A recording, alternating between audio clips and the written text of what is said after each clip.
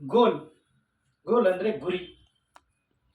ಗುರಿಯ ಬಗ್ಗೆ ಪ್ರತಿಯೊಬ್ಬರು ಸಹಿತ ಅದನ್ನು ತಿಳ್ಕೊಂಡಿರ್ಬೇಕಂತ.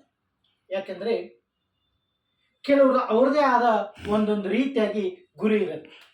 ಅಂದರೆ ಒಬ್ಬ ಸ್ಟೂಡೆಂಟ್ ಬಗ್ಗೆ ನಾವು ತಿಳಿದುಕೊಂಡ್ರೆ, ನಾನು ಕ್ಲಾಸ್ನಲ್ಲಿ ರ್ಯಾಂಕ್ ಆಗಿ ಹೊರಹೊಮ್ಮಬೇಕು, ಡಿಸ್ಟಿಂಕ್ಷನ್ ಆಗಬೇಕು. ಹಾಗೆ ಒಬ್ಬ ಬಿಸ್ನೆಸ್ ಪರ್ಸನ್ನ ತೆಗೆದುಕೊಂಡ್ರೆ ಒಳ್ಳೆಯ ಬಿಸ್ನೆಸ್ ಮ್ಯಾನ್ ಆಗಬೇಕು, ಒಳ್ಳೆಯ ಅತ್ಯುತ್ತಮವಾದ ಬಿಸ್ನೆಸ್ ಅನ್ನು ಮಾಡಬೇಕು ಅನ್ನುವಂಥ ಅವನಲ್ಲಿ ಗುರಿ ಇರುತ್ತೆ. ಹಾಗೆ ಒಬ್ಬ ರಾಜಕೀಯದಲ್ಲಿ ತೆಗೆದುಕೊಂಡ್ರೆ, ಒಬ್ಬ ಪಾಲಿಟಿಷಿಯನ್ ಅನ್ನು ತೆಗೆದುಕೊಂಡ್ರೆ ಅವನಲ್ಲಿ ಸಹಿತ ಅವನದೇ ಆದ ಗುರಿ ಇರುತ್ತೆ. ಏನು, ನಾನೊಬ್ಬ ಒಳ್ಳೆಯ ಏನು ಪಾಲಿಟಿಷಿಯನ್ ಪರ್ಸನ್ ಆಗಬೇಕು, ಒಳ್ಳೆಯ ವ್ಯಕ್ತಿ ಆಗಬೇಕು, ಒಳ್ಳೆಯ ರಾಜಕೀಯದಲ್ಲಿ ಅತ್ಯುನ್ನತ ಹುದ್ದೆಯಲ್ಲಿ ಇರಬೇಕು ಅನ್ನುವಂಥ ಅವನಲ್ಲಿಯೂ ಸಹಿತ ಅದೊಂದು ಗುರಿ ಇರುತ್ತೆ. ಹಾಗೆ ಒಬ್ಬ ಎಜುಕೇಷನ್ ಕಂಪ್ಲೀಟ್ ಆದಂಥ ವ್ಯಕ್ತಿಗೆ ಇರ್ತಿರೋದು ಒಂದು ಗುರಿ ಇರುತ್ತೆ. ಏನು, ನಾನು ಒಳ್ಳೆಯ ಜಾಬ್ ಮಾಡಬೇಕು, ನನ್ನ ಜೀವನದಲ್ಲಿ ಒಂದು ಸೆಟ್ಲ್ ಆದರೆ ಸಾಕು ಅನ್ನುವಂಥ ಅವನಲ್ಲಿ ಗುರಿ ಇರುತ್ತೆ. ಆ ಗುರಿಯನ್ನು ತಲುಪುವುದು ಅಷ್ಟೊಂದು ಸುಲಭದ ಮಾತಲ್ಲ. ಯಾಕೆಂದರೆ ಪ್ರತಿಯೊಬ್ಬರ ಹತ್ತಿರ ಗುರಿ ಅನ್ನೋದು ಇರುತ್ತೆ. ಆದರೆ ಕೆಲವರು ಅದನ್ನ ಅಲ್ಪ ಸ್ವಲ್ಪ ಗುರಿ ಇಟ್ಕೊಂಡು ಮರ್ತು ಬಿಡ್ತಾರೆ. ಯಾಕೆ ಮರ್ತಾರೆ ಅಂದರೆ, ಡೌನ್ ಆದರೆ ಆಟೋಮೆಟಿಕ್ಲಿ ಮರ್ತು ಬಿಡ್ತಾರೆ. ಅದಕ್ಕೆ ಹೇಳೋದು, ಗುರಿ ತಲುಪೋದು ಅಷ್ಟೊಂದು ಸುಲಭದ ಮಾತಲ್ಲ. ಗುರಿ ತಲುಪಬೇಕಾದ್ರೆ ಅವರದೇ ಆದ ಒಂದು ಕೆಲವು ಕ್ವಾಲಿಟೀಸ್ ಇರಬೇಕಾದ ಜೀವನದಲ್ಲಿ. ಆ ಕ್ವಾಲಿಟೀಸ್ ಇಟ್ಕೊಂಡ್ರೆ ಮಾತ್ರ ಆ ಗುರಿಯನ್ನು ತಲುಪಲಿಕ್ಕೆ ಸಾಧ್ಯ ಇದೆ. ಗುರಿ ಹತ್ತಿರ ಏನಿರುತ್ತ, ಯಾಕೆ ಗುರಿ ನಾನು ತಲುಪಬೇಕು, ಯಾಕೆ ನಾನು ಪ್ರತಿಯೊಬ್ಬರು ಒಂದು ಒಳ್ಳೆಯ ಹುದ್ದೆಯಲ್ಲಿ ಇರಬೇಕು ಅಂತ ಆಸೆ ಪಡ್ತಾರೆ ಅಂತಂದರೆ, ಅವರು ಏನು ಸಾಕಷ್ಟು ಹಣ ಮಾಡಬೇಕಂತ ಇಷ್ಟಪಡ್ತಾರೆ. ಹಾಗೆ ನನ್ನ ಜೀವನದಲ್ಲಿ ಒಳ್ಳೆಯ ಒಂದು ಮನೆ ಕಟ್ಟಿಸ್ಬೇಕಂತ ಆಸೆ ಪಡ್ತಾರೆ. ಹಾಗೆ ನಾನು ಒಂದು ಒಳ್ಳೆಯ ಕಾರ್ ತಗೋಬೇಕಂತ ಇಷ್ಟಪಡ್ತಾರೆ. ಹಾಗೆ ನಾನು ಸಮಾಜದಲ್ಲಿ ಒಂದು ಗುರುತಿಸುವಂಥ ವ್ಯಕ್ತಿ ಆಗಬೇಕು ಅನ್ನುವಂಥ ಇಷ್ಟಪಡ್ತಾರೆ. ಹಾಗೆ ನನ್ನ ತಂದೆ ತಾಯಿಯರನ್ನು ಚೆನ್ನಾಗಿ ನೋಡ್ಕೋಬೇಕಂತ ಕೆಲವರು ಇಷ್ಟಪಡ್ತಾರೆ. ಇವು ಎಲ್ಲವೂ ಸಹಿತ ಸಾಧ್ಯ ಆಗಬೇಕಂತಂದ್ರೆ ನಾನು ಗುರಿಯನ್ನು ತಲುಪಲೇಬೇಕಾಗತ್ತ. ಆ ತಲುಪಿದಾಗ ಇವೆಲ್ಲ ಏನು ಆಸೆ ಆಕಾಂಕ್ಷೆಗಳಿದ್ದಾವೆ ಅವನನ್ನು ನಾನು ಈಡೇರಿಸಲಿಕ್ಕೆ ಸಾಧ್ಯ ಇದೆ. ಹಾಗಾದರೆ ಗುರಿ ಎಂದರೇನು, ಗುರಿ ತಲುಪಿದಾಗ ಏನೇನಿರುತ್ತ, ಇವೆಲ್ಲವೂ ಸಹಿತ ನಾವು ತಿಳ್ಕೊಂಡಿವಿ. ಆ ಗುರಿಯನ್ನು ಎಲ್ಲರೂ ಸಹಿತ ಮುಟ್ಲಿಕ್ಕೆ ಸಾಧ್ಯ ಇಲ್ಲ. ಯಾಕೆಂದ್ರೆ ಫಸ್ಟ್ ಹೇಳಿದೆ ನಾನು, ಆ ಗುರಿಯನ್ನು ತಲುಪಲಿಕ್ಕೆ ಅದರದೇ ಆದ ಕ್ವಾಲಿಟಿ ಇರಬೇಕಾಗತ್ತ. ಆ ಕ್ವಾಲಿಟಿ ಯಾವುವು ನೋಡಿ, first one time sense, second discipline, third challenge, ಹಾಗೆ ಪೇಷನ್ಸ್, ನಂತರ ಪ್ರೊಟೆಕ್ಟಿಂಗ್ ಆಟಿಟ್ಯೂಡ್, ಹಾಗೆ be prepared, working full hours, next work proper correctly, ನಂತರ know why you are here and what I am doing, what you are doing, ಹಾಗೆ last take control. ಈ 10 ಅವರಲ್ಲಿ ಕ್ವಾಲಿಟಿಯನ್ನು ಅವರು ಅಳವಡಿಸಿದ್ದರೆ 100% ಅವರು ಗೋಲನ್ನು ಮುಟ್ಲಿಕ್ಕೆ ಸಾಧ್ಯ ಇದೆ. ಈ 10 ಕ್ವಾಲಿಟಿ ಇದ್ದ ವ್ಯಕ್ತಿ ಹೇಗಿರ್ತಾನೆ, ಆ ಕ್ವಾಲಿಟಿ ಹೇಗೆ ಅವನಲ್ಲಿ ವೈಬ್ರೇಷನ್ ಅಂದರೆ ವರ್ಕ್ ಮಾಡಿಸತ್ತ ಅನ್ನೋದು ನಾನು ನಿಮಗೆ ಹೇಳ್ತೀನಿ. ನೋಡಿ, ಟೈಮ್ ಸೆನ್ಸ್, ಟೈಮ್ ಅನ್ನೋದು ಬಹಳ ಇಂಪಾರ್ಟೆಂಟ್. ಪ್ರತಿಯೊಬ್ಬನನ್ನ ಚೇಂಜ್ ಮಾಡಬೇಕಂದ್ರೆ ಓನ್ಲಿ ಟೈಮನ ಬಗ್ಗೆ ಅರಿವು ಯಾವ ವ್ಯಕ್ತಿಗಿರುತ್ತೋ ಆ ವ್ಯಕ್ತಿ ಆಟೋಮೆಟಿಕ್ ಡೇ ಬೈ ಚೇಂಜ್ ಆಗಲಿಕ್ಕೆ ಸಾಧ್ಯತೆ ಇದೆ. ಯಾಕೆಂದ್ರೆ ಒನ್ಸ್ ಟೈಮ್ ಹೋಯ್ತಂತಂದ್ರೆ ನಾವು ಹೊಳ್ಳಿ ಅದನ್ನ ತೆಗೆದುಕೊಳ್ಳಕ್ ಬರಲ್ಲ. ಏನ್ ಬೇಕಾದ್ರೂ ನಾವು ಪಡಿಬೋದು, ಟೈಮ್ ಅನ್ನು ಮಾತ್ರ ನಾವು ಹಿಂಪಡೆಯಕ್ಕೆ ಸಾಧ್ಯ ಇಲ್ಲ. ಅದಕ್ಕೆ ಹೇಳ್ತಾರೆ ಕೆಲವರು ಏನಂತ ಹೇಳಿದ್ರೆ, ಟೈಮ್ ಬಗ್ಗೆ ಏನ್ ಹೇಳ್ತಾರೆ ಅಂದ್ರೆ, rivers never go rivers, rivers never go rivers, so try to live like a river, forget fast and focus on your future, always be positive. ಹಾಗೆ ಅದರ ಮೀನಿಂಗು ಬಹಳ ಟೈಮ್ ಬಗ್ಗೆ ಮೀನಿಂಗ್ಫುಲ್ ಇದೆ. ಆ ಟೈಮ್ ನೋಡಿ, ರಿವರ್ಸು ನಾವು ಎಷ್ಟನ್ನು ಯೂಸ್ ಮಾಡ್ಕೋತೀವೋ ಅದು ನಮ್ಮದು.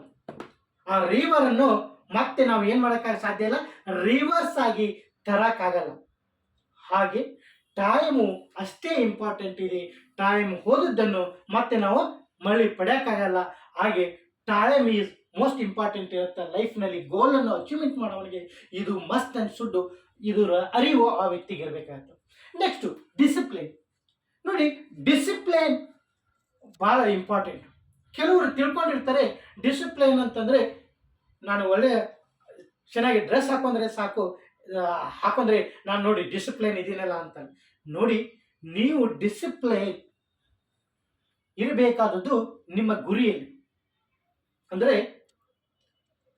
ನನ್ನ ಗುರಿ ಏನಿದೆ, ಮಾಡುವ ಕೆಲಸದಲ್ಲಿ ನಾನು ಡಿಸಿಪ್ಲೈನ್ ಇರಬೇಕಾಗ್ತದೆ. ನೀವು ಎಷ್ಟು ಡಿಸಿಪ್ಲೈನ್ ಇರ್ತೀರೋ ಅಷ್ಟು ನಿಮಗೆ ಆ ಸಕ್ಸಸ್ಗೆ ಬೇಕಾದಂಥ ಒಂದು ಕಾನ್ಫಿಡೆನ್ಸ್, ಬಿಲೀವ್ನೆಸ್, ನಿಮ್ಮಲ್ಲಿ ಆಟಿಟ್ಯೂಡ್, ಆ ಆಟಿಟ್ಯೂಡ್ ಪುಟಿತಾ ಇರುತ್ತೆ. ಅದಕ್ಕೋಸ್ಕರ ಸಕ್ಸಸ್ಗೆ ಬೇಕಾದದ್ದು ಕಾನ್ಫಿಡೆನ್ಸು ಅವಶ್ಯಕತೆ ಇರುತ್ತೆ. ಬೆಳಿಬೇಕಂತ ಹೇಳಿದರೆ ಕಾನ್ಫಿಡೆನ್ಸ್ ಆಗಲಿ, ಆಟಿಟ್ಯೂಡ್ ಆಗಲಿ, ಬಿಲೀವ್ನೆಸ್ ಆಗಲಿ, ಇವೆಲ್ಲವೂ ಬರುವುದು ಓನ್ಲಿ ಡಿಸಿಪ್ಲೈನ್ ಮೂಲಕ. ನಿಮ್ಮ ಡೈರಿಂಗು ಸಹಿತ ಅದರ ಮೂಲಕ ಬರಲಿಕ್ಕೆ ಸಾಧ್ಯ ಇದೆ. ಅದಕ್ಕೆ ನಿಮ್ಮ ಕೆಲಸದಲ್ಲಾಗಲಿ, ನೀವು ಹಾಕೊಳ್ಳುವಂಥ ಡ್ರೆಸ್ನಾಗಲಿ, ಮತ್ತು ನಿಮ್ಮ ಒಂದು ಯಾವ ಒಂದು ಗುರಿ ತಲುಪಲಿಕ್ಕೆ ಯಾರ ಜೊತೆ ಕಮ್ಯುನಿಕೇಟ್ ಮಾಡಬೇಕು ಅಂತ ಅಷ್ಟೇ ಏನೇನೋ ಎಲ್ಲರಿಗೂ ಸಹಿತ ಮಾತಾಡಲಿಕ್ಕೆ ಬರುತ್ತೆ. ಆದರೆ ಏನೇನೋ ಮಾತಾಡಿದರೆ ಅದು ಡಿಸಿಪ್ಲೈನ್ ಅನ್ನಂಗಿಲ್ಲ. ಡಿಸಿಪ್ಲೈನು ಸಹಿತ ಲೈಫ್ನಲ್ಲಿ ಭಾಳ ಇಂಪಾರ್ಟೆಂಟ್ ಇದೆ. ಆ ಡಿಸಿಪ್ಲೈನದಿಂದ ನಿಮಗೆ ಮೆಟ್ಟಿಲು, ಈ ಗುರಿ ಹಾಕಲಿಕ್ಕೆ ಮೆಟ್ಟಿಲು ಏನೇನು ಬೇಕು, ಕಾನ್ಫಿಡೆನ್ಸು, ಆಟಿಟ್ಯೂಡು, ಬಿಲೀವ್ನೆಸ್, ಇವೆಲ್ಲವೂ ಸಹಿತ ಈ ಡಿಸಿಪ್ಲೈನ್ ಮೂಲಕ ಬರಲಿಕ್ಕೆ ಸಾಧ್ಯ ಇದೆ. ಹಾಗೆ ಯಾವ ವ್ಯಕ್ತಿ ಹತ್ತಿರ ಗೋಲ್ ಅನ್ನು ಇರುತ್ತೋ ಆ ವ್ಯಕ್ತಿ ಮಾತ್ರ ಚಾಲೆಂಜಿಂಗ್ ಆಗಿ ಇರಲಿಕ್ಕೆ ಸಾಧ್ಯ ಇದೆ. ಯಾಕೆಂದ್ರೆ ಕೆಲವರು ಇದ್ದಾರೆ, ಏನು ಆಸೆ ಇರುತ್ತೋ ದೊಡ್ಡ ದೊಡ್ಡ ಏನೇನು ಆಗಬೇಕು, ಆಗಬೇಕು, ಹೀಗಾಗಬೇಕಂತ. ಆದರೆ ಅವ್ರ ಹತ್ತಿರ ಚಾಲೆಂಜ್ ಇರಲಿಲ್ಲ ಅಂತಂದ್ರೆ ಅದು ಮುಟ್ಲಿಕ್ಕೆ ಸಾಧ್ಯ ಇಲ್ಲ. ಅದಕ್ಕೆ ಹೇಳಿದ್ದು ಸ್ವಾಮಿ ವಿವೇಕಾನಂದರು ಏನಂತ, ಎದ್ದೇಳಿ ಗುರಿ ಮುಟ್ಟುವ ತನಕ ನೀವು ನಿಲ್ಲದಿರಿ. ಅಂದರೆ ಆ ಸ್ವಾಮಿ ವಿವೇಕಾನಂದರು ಏನು ಹೇಳಿದ್ದಾರೆ ಗೊತ್ತಾನೆ, ನಿಮ್ಮಲ್ಲಿ ಇರುವಂತ ಚಾಲೆಂಜು, ಆ ಚಾಲೆಂಜು ಹುರಿದುಂಬಿಸಿದ್ದಾರೆ. ಚಾಲೆಂಜ್ ಇರುವುದು ನಿಮ್ಮ ಗುರಿ ಮುಟ್ಟಲಿಕ್ಕೆ. ಅದಕ್ಕೆ ಹೇಳ್ತಾರೆ ಕ್ವಾಲಿಟಿ ಚಾಲೆಂಜಿಂಗು ಸಹಿತ ಇಂಪಾರ್ಟೆಂಟ್ ಇದೆ ಅಂತ. Next patience. ನೋಡಿ, ಪೇಷನ್ಸು ಲೈಫ್ನಲ್ಲಿ ಭಾಳ ಅವಶ್ಯಕತೆ ಇದೆ. ಯಾಕೆಂದರೆ ಗುರಿ ಒಂದ್ಸಲ ನೀವು ಮುಟ್ಟಿದ್ರೆ ಯಾವಾಗಲೂ ಅದು ನಿಮ್ಮ ಹತ್ತಿರ ಇರುತ್ತೆ. ಅಂದರೆ ಒಂದು ದುಡ್ಡಾಗಲಿ, ಒಂದು ಕಾರಾಗಲಿ, ಮನೆ ಆಗಲಿ, ಏನೇನು ಬೇಕು, ಯಾವ ಹುದ್ದೆಯಲ್ಲಿ ಇರಬೇಕೋ ಅದೆಲ್ಲವೂ ಸಹಿತ ಆಲ್ವೇಸ್ ನಿಮ್ಮ ಹತ್ತಿರ ಇರುತ್ತೆ. ಆದರೆ ಅದನ್ನು ಮುಟ್ಟಬೇಕಂತಂದ್ರೆ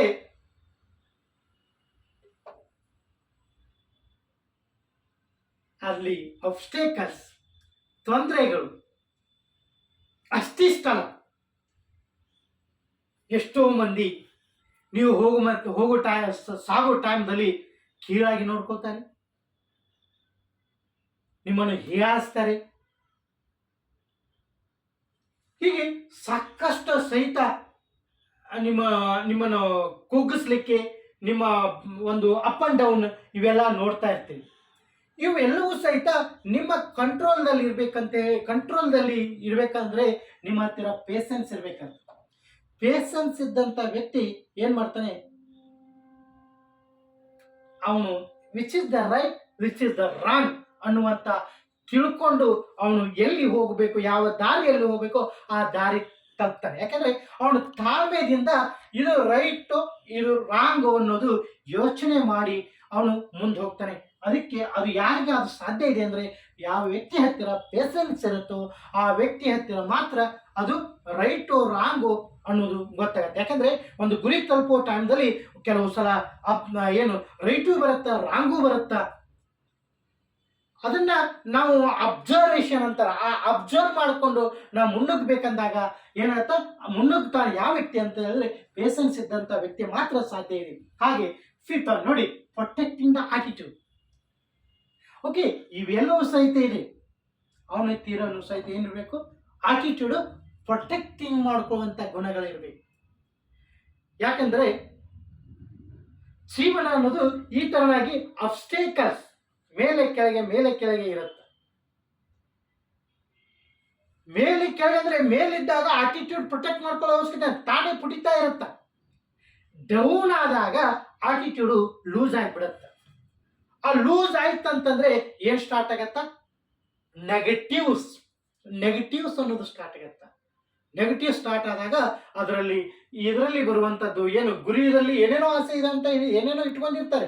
ಆ ಗುರಿಯಲ್ಲಿ ಏನು ಬರಕ್ಕೆ ಸ್ಟಾರ್ಟ್ ಆಗತ್ತ, ಅದರಲ್ಲೇ ಒಂದು ಇದು ನೆಗೆಟಿವ್ಸ್ ಹುಡುಕ್ಲಿಕ್ಕೆ ಸ್ಟಾರ್ಟ್ ಮಾಡ್ತಾರೆ. ಯಾವಾಗ ಯಾವ ವ್ಯಕ್ತಿ ಹತ್ತಿರ ಪ್ರೊಟೆಕ್ಟಿಂಗ್ ಆಟಿಟ್ಯೂಡ್ನು ಪ್ರೊಟೆಕ್ಟ್ ಮಾಡ್ಕೊಳ್ಳುವಂಥ ಗುಣ ಇರಲು ಆ ವ್ಯಕ್ತಿಗೆ ಮಾತ್ರ. ಅದಕ್ಕೆ ಹೇಳ್ತಾರೆ, ಸಕ್ಸಸ್ ಕಾಣಬೇಕು, ಗೋಲ್ ಮುಟ್ಬೇಕಾದ್ರೆ 99% ಏನ್ ಬೇಕಾಗತ್ತ, ಆಟಿಟ್ಯೂಡ್ ಬಹಳ ಅವಶ್ಯಕತೆ ಇದೆ. 99% ಬೇಕಾಗತ್ತ ಆಟಿಟ್ಯೂಡ್. ಸೊ ಆಟಿಟ್ಯೂಡ್ ಬಹಳ ಅವಶ್ಯಕತೆ ಇದೆ. ಆದ್ರೆ ಯಾರ ಹತ್ತಿರ ಆಟಿಟ್ಯೂಡ್ ಅನ್ನು ಪ್ರೊಟೆಕ್ಟ್ ಮಾಡ್ಕೊಳ್ಳುವಂತ ಗುಣಗಳಿರುತ್ತೋ ಆ ವ್ಯಕ್ತಿ 100% ಗೋಲನ್ನು ಮುಟ್ಲಿಕ್ಕೆ ಸಾಧ್ಯ ಇದೆ. ಹಾಗೆ ನೋಡಿ, ಬಿ ಪ್ರಿಪೇರ್ಡ್, ಇದು ಸಹಿತ ಬಹಳ ಅವಶ್ಯಕತೆ ಇದೆ. ನೋಡಿ, ನಾವು ಪೂರ್ವ ಸಿದ್ಧತೆಯಲ್ಲಿ ಇರಲಿಲ್ಲ ಅಂತಂದ್ರೆ ಯಾವ ಕೆಲಸ ಎಂಥ ವ್ಯಕ್ತಿ ಆದ್ರೂ ಸಹಿತ ಏನಾಗತ್ತ, ಫೇಲ್ ಆಗತ್ತೆ. ಬಿ ಪ್ರಿಪೇರ್ಡ್ ಬಹಳ ಅವಶ್ಯಕತೆ ಇದೆ. ಪೂರ್ವ ಸಿದ್ಧತೆ ನಾ ಹೇಗೆ ಮಾಡಬೇಕು, ಯಾವ ತರ ಮಾಡಬೇಕು ಅನ್ನುವ ನಮ್ಮಲ್ಲಿ ಆಲ್ರೆಡಿ ಪೂರ್ವ ಸಿದ್ಧತೆ ಇತ್ತಂದ್ರೆ ಆಟೋಮೆಟಿಕ್ಲಿ ನಾವೇನ್ ಮಾಡಕ್ ಸಾಧ್ಯ ಇದೆ, ಅಚೀವ್ಮೆಂಟ್ ಮಾಡಕ್ ಸಾಧ್ಯ. ಬಿ ಪ್ರಿಪೇರ್ಡ್ ಒಂದು ಎಕ್ಸಾಂಪಲ್ ನಿಮ್ಗೆ ಹೇಳ್ತೀನಿ. ಏನಂದ್ರೆ ನೋಡಿ, ಒಬ್ಬ ಪೋಸ್ಟ್ ಆಫೀಸು ನಮ್ಮ ಅಡ್ರೆಸ್ ಇರಲಿಲ್ಲ ಅಂತ ಹೇಳಿದ್ರೆ ಪೋಸ್ಟ್ ಕಾರ್ಡ್ ಹೇಗೆ ಕೊಡ್ಲಿಕ್ಕೆ ಸಾಧ್ಯ ಇದೆ? ಏನಿರ್ಬೇಕಾಗ್ತದಕ್ಕೆ ಅಡ್ರೆಸ್ ಇರ್ಬೇಕಂತ. ನಾ ಎಲ್ಲಿಗೆ ಹೋಗ್ಬೇಕು, ನಾ ಎಲ್ಲಿ ತಲುಪಬೇಕು, ಎಲ್ಲಿಗೆ ಹೋಗ್ಬೇಕು ಅನ್ನುವಂಥ ಏನು ಅಡ್ರೆಸ್ ಅನ್ನೋದು ಗೊತ್ತಿತ್ತಂದ್ರೆ ಆ ವ್ಯಕ್ತಿ ಏನ್ ಮಾಡ್ತಾನೆ, ಆಟೋಮೆಟಿಕ್ಲಿ ಗೋಲ್ನಲ್ಲಿ ಮುಟ್ಲಿಕ್ಕೆ ಸಾಧ್ಯ ಇದೆ. ಒಂದು ಫಸ್ಟ್ ನಾನು ಯಾಕೆ ಎಕ್ಸಾಂಪಲ್ ಕೊಟ್ಟನೆ ಅಂತಂದ್ರೆ, ಈಗ ನಾನು ಎಲ್ಲಿ ಹೋಗ್ಬೇಕು, ಯಾವ ಗುರಿ ಇದೆ, ಹೇಗಿರಬೇಕು, ಅಲ್ಲಿ ನಾನು ಆ ಒಂದು ರೀತಿಯಾಗಿ ನನಗೆ ಎಕ್ಸೈಟ್ ಗೊತ್ತಿತ್ತಂದ್ರೆ ಹೇಳಿದ್ರೆ ನಾನು ಅಲ್ಲಿ ರೀಚ್ ಆಗ್ಲಿಕ್ಕೆ ಸಾಧ್ಯ ಇದೆ. ಆ ಪೋಸ್ಟಿಗೆ ಅಡ್ರೆಸ್ ಇಲ್ಲ ಅಂತಂದ್ರೆ ಆ ಪೋಸ್ಟ್ ಮ್ಯಾನ್ ಎಲ್ಲಿ ಹೋಗಿ ಕೊಡಕ್ ಸಾಧ್ಯ ಇದೆ? ಮುಟ್ಸಕ್ ಸಾಧ್ಯ ಇದೆ?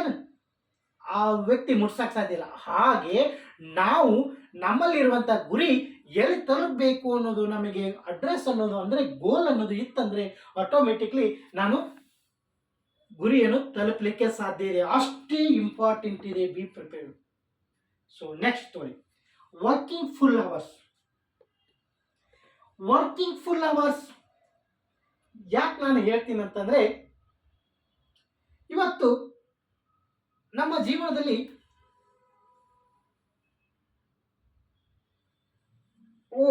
ಏನು ಟೈಮ್ ಅನ್ನು ಹಾಳು ಮಾಡ್ಕೊಳ್ಳುವಂತ ವೆಪನ್ಸ್ ಭಾಳ ಹುಟ್ಟಿಕೊಂಡ್ಬಿಟ್ಟೆ.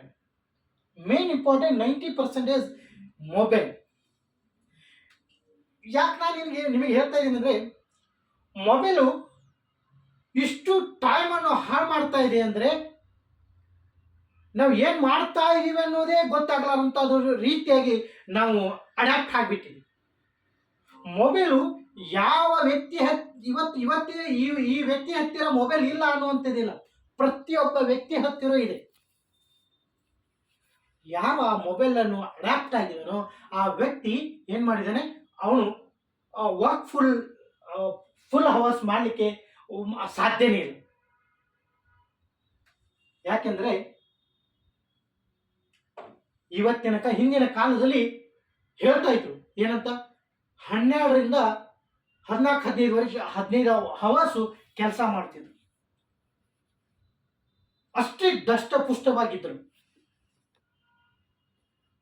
ಇವತ್ತು 8 ಅವರ್ಸ್ ಮಾಡ್ತಾರೆ. 8 ಅವರ್ಸ್ನು ಸಹಿತ ಮಾಡಂಗಿಲ್ಲ.